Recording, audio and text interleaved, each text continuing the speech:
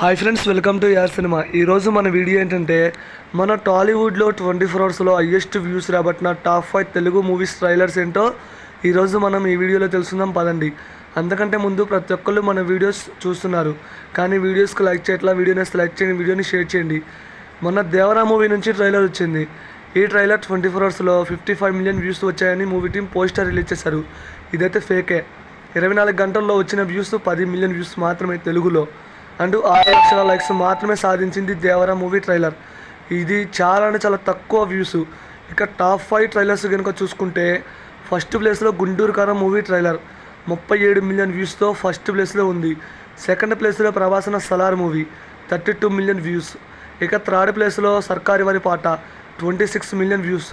Fourth ప్లేస్లో ప్రభాసన Radhe Shyam movie 23 million views.